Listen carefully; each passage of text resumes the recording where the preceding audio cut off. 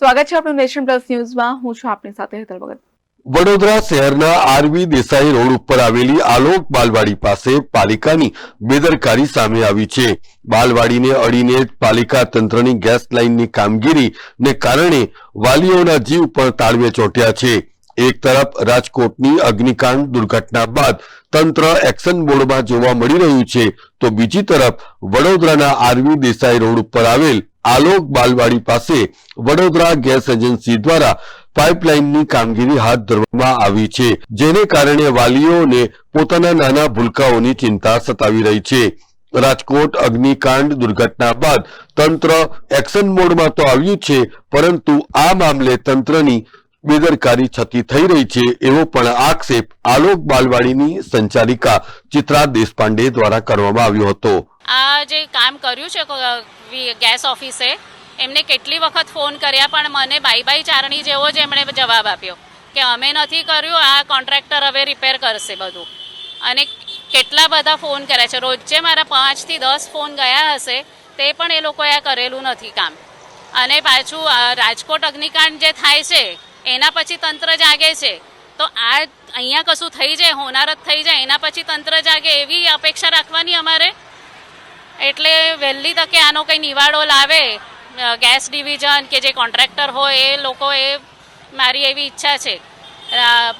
જે આપણું તંત્ર છે એ પાછળથી જાગે, એના પહેલાંથી જો સાચા પગલાં લે તો એ વધારે આવશ્યક છે. એ તો પ્રાયોરિટી બેઝિસ ઉપર થવું જોઈએ, કારણ નાના બાળકો અમારા 3 વર્ષથી 6 વર્ષના છે. એ તો રિક્ષામાંથી ઉતરે અને રિક્ષાવાળા ભાઈ એમને નીચે ઉતારીને લઈ આવે એ જ એટલું જ સાચવે. એ જાતે ઉતરીને આવે તો પડી જ જાય, તો વાગે કરે એની જવાબદારી કોણ લેશે? તંત્રને એવો જ અનુરોધ કરીશ કે તમે ફાયર સેફટી એટલે દુર્ઘટના બન્યા પછી તમે જે પગલાં લો છો એના કરતાં પહેલાં બધી સાવચેતી લો તો વધારે સારું. તો બીજી તરફ ગેસ વિભાગની ગંભીર બેદરકારીને પરિણામે બાલવાડીમાં ભણતા 100 થી વધુ નાના ભૂલકાઓના જીવની ઉપર જોખમ તોળાઈ રહ્યું છે. તો બીજી બાજુ વાલીઓએ પણ તંત્રને અનુરોધ કર્યો છે કે વહેલામાં વહેલી તકે આ કામગીરીને પૂર્ણ કરવામાં આવે, જેથી કરીને આલોક બાલવાડીમાં ભણતા બાળકો સુરક્ષિત રહે. સાચી વાત છે, તંત્રની બેદરકારી છે જ. આ જે આલોક બાલવાડીમાં ફાયર સેફટીના પ્રમાણે અંદર પૂરતા સાધનો છે જ. મેઇન રોડ હોવા છતાં અહીંયા આગળ નાના બાળકો હોવા છતાં અહીંયા આગળ ગેસ લાઇન પાઇપનું તમે કામ જોઈ રહ્યા છો કે કામ કરેલું છે, પણ એ કામ ખાલી એમનું અધૂરું કામ છે જે પૂરતું નથી. આ જોઈ લો તમે, આ રીતના કામ કરી રહ્યા છે. હવે અહીંયા આગળ મેઇન રોડ છે બાળકોને આવવા જવા માટે, અને આ એ લોકો તો એમનું કામ કરી જ રહ્યા છે, પણ જો તંત્ર આની પર ધ્યાન આપે તો વધુ સારું અને સરળ બની શકે છે, જેના માટે તંત્રએ અહીંયા ધ્યાન આપવું જોઈએ. હા, આની નીચે ગેસ લાઇન છે. ભયજનક એટલા માટે છે કે અહીંયા આગળ આ સુરત આપણે અગ્નિકાંડમાંથી ગુજરી ચૂક્યા છે, અને અહીંયા આગળ બી એવો કોઈ હાદસો ના બને એની માટે આ ઘણું ભયજનક લાગી શકે છે, કારણ કે અહીંયા આગળ કશું બી સેફટી માટે કશું જ છે નથી.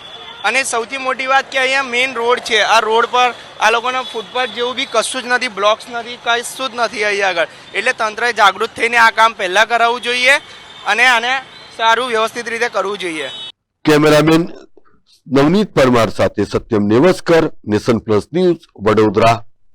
સમાચારોનો સતત અપડેટ મેળવવા માટે અમારી નેશન પ્લસ ન્યૂઝની યુટ્યુબ ચેનલને સબસ્ક્રાઇબ કરો, બેલ આઇકન દબાવો અને જોડાયેલા રહો ફેસબુક, ઇન્સ્ટાગ્રામ અને ટ્વિટર પર.